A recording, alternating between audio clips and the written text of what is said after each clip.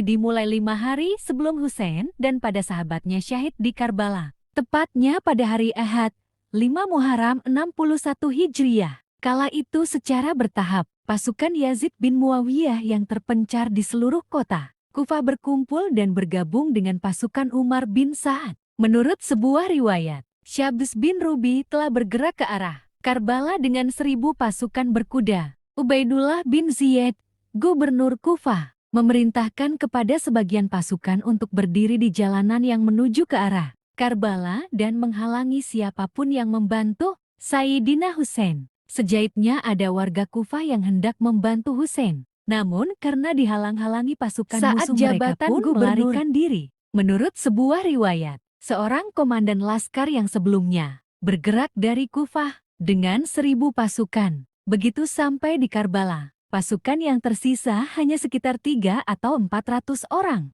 Dan selebihnya melarikan diri karena tidak memiliki keyakinan terhadap perang ini. Kondisi ini benar-benar membuat posisi Husain sangat kritis. Perhatikanlah, kami tidak akan pernah menyerah dengan hina. Allah, Rasulnya dan para mukmin tidak akan pernah menerima kehinaan untuk menemui Imam Husain di hadapan pasukan musuh. Pangkuan-pangkuan suci yang telah membesarkan kami, kepandaian dan keberanian mereka tidak akan pernah mengajarkan untuk mendahulukan keluarga ini menjadi tawanan Umar bin Sa'ad atas kematian secara satria. Tambahnya, keesokan harinya, Umar bin Sa'ad memperoleh sebuah surat dari Ubaidullah bin Ziyad yang isinya, saat tidak begitu saja mereka jatuh ke jasad pasukan berkuda dan pasukan berjalan kepadamu, perhatikanlah bahwa aku memberikan tugas untuk melaporkan keadaan di sini setiap hari kepadaku. Sekadar mengingatkan Umar bin Sa'ad terkenal sebagai Ibnu Sa'ad adalah pemimpin pasukan Ubaidillah bin Ziyad dalam peristiwa Karbala. Umar putra Sa'ad Malik bin Wahib yang terkenal dengan Sa'ad bin Abi Waqqas. Konon ia lahir pada zaman Nabi Muhammad SAW.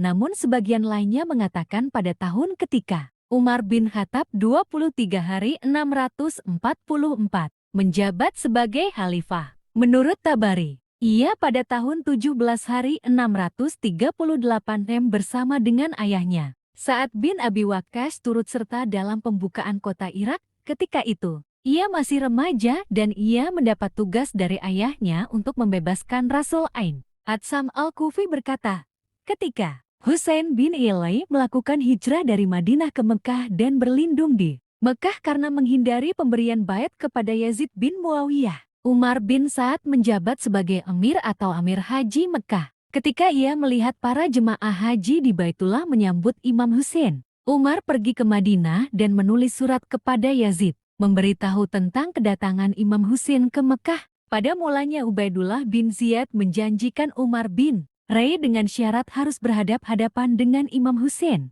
Pada mulanya ia menolak ajakan itu. Namun ketika Ubaidillah bin Ziyad mengancamnya bahwa ia harus memerangi Husain, maka ia menerima tugas itu dan bergerak menuju ke Karbala dengan pasukan yang dipimpinnya, berjumlah 4.000 pasukan. Ibnu Sa'ad pada hari kedua atau ketiga Muharram al-Haram 61, hari 680 memasuki Karbala. Ia mengutus Karah bin Qais. Maksud kedatangannya ke Irak, menjawab pertanyaan itu. Husain berkata bahwa masyarakat Kufah mengundangnya. Mawafaq Khawarizmi dalam buku berjudul Maqtal al-Husain mengutip dari Ibnu. Oleh karena itu aku datang. Jika mereka tidak mau, maka aku akan pulang. Umar bin Sa'ad menuliskan jawaban Husain itu kepada Ubaidillah bin Ziyad. Namun orang-orang yang berada di sekitar Ubaidillah seperti Shimr bin Zil, Joshan menganjurkan perang dengan Imam Husain. Akhirnya Ubaidillah melarang Ibnu Sa'ad yang pada awalnya ingin berdamai dengan Husain, dengan memberikan pilihan apakah akan berperang dengan Husain, ataukah akan menyerahkan pemimpin pasukan kepada Shimr bin Zil Jawshan.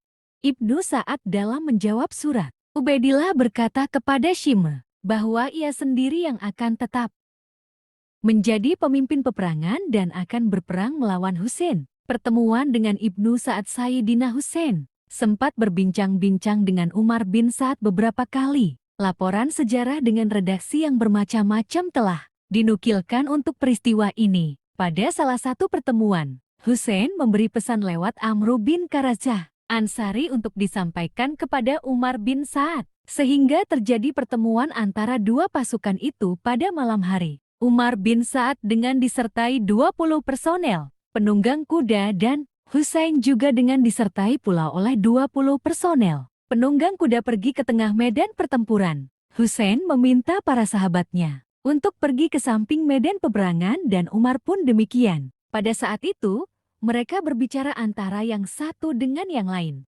Percakapan antara Husain dan Umar pun berlangsung lama. Husain bertanya kepada Umar, "Apakah kau tidak takut kepada Allah?" Umar menjawab, "Aku takut jika rumahku rusak. Aku akan menyediakan rumah bagimu," ujar Husain. "Aku akan memberikan yang lebih baik daripada yang mereka berikan kepadamu."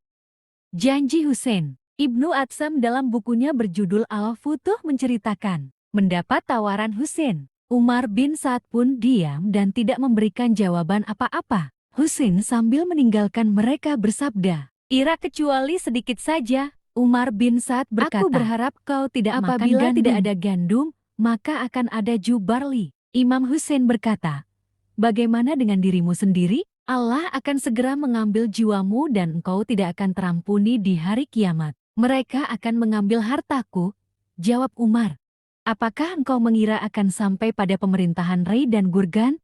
Demi Allah, tidaklah demikian, karena engkau tidak akan pernah sampai pada keinginanmu." Di lain kesempatan, dalam upaya memperkuat pasukan, Habib bin Masahir meminta izin kepada Husain untuk mendekati kabilah Bani Asad yang hidup di dekat daerah itu dan mengajak mereka untuk bergabung. Beliau mengizinkan. Habib kemudian mendatangi mereka dan berkata, "Ikutilah perintahku hari ini dan bergegaslah untuk membantu Husain supaya kalian berada dalam kemuliaan dunia dan akhirat." Sejumlah 90 orang bangkit dan bergerak menuju Karbala. Akan tetapi, di pertengahan jalan mereka bertemu dengan pasukan Umar bin Sa'ad. Dan karena tidak memiliki pertahanan yang kuat, akhirnya mereka terpencar dan kembali ke rumah masing-masing. Habib mendatangi Imam Husain dan menceritakan peristiwa ini. Beliau hanya berkata, "La haula wa la quwata illa billah." Dalam kondisi kritis ini, Husain berkirim surat dari Karbala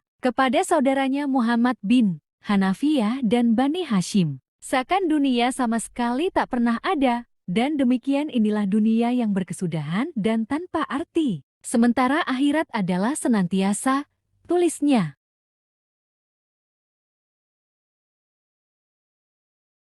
Selebihnya, secara bergilir, satu persatu dari mereka maju ke medan pertempuran untuk bergegas menyambut kesyahidan. Ketika seluruh sahabat telah gugur,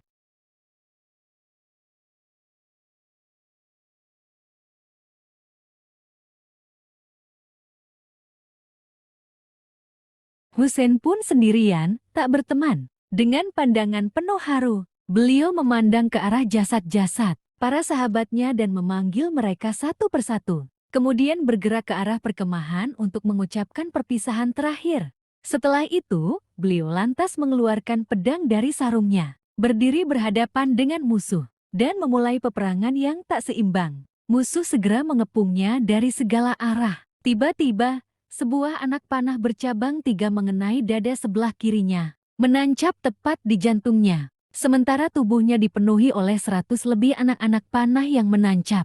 Husain tersungkur jatuh, gugur syahid. Jeritan para wanita dan anak-anak membahana, mengharu biru dan memenuhi belantara langit. Sore hari ke-10, setelah Husain syahid, Yazid memerintahkan laskarnya untuk merampas, menjarah, membakar perkemahan dan menyiksa para keluarga Nabi. Dengan membabi buta mereka segera menaati perintah ini. Mereka menyerbu ke arah perkemahan Husain, menjarah peralatan, pakaian dan unta-unta. Dan kadang kala tanpa malu terlihat tengah merebut dan mengambil paksa pakaian dari tangan seorang wanita Ahlul Bait putri-putri Rasulullah SAW dan keluarga Imam Husain keluar dari perkemahan, menangis dan menjerit karena kehilangan para pelindung dan orang-orang yang mereka kasihi. Setelah itu, dengan kepala terbuka,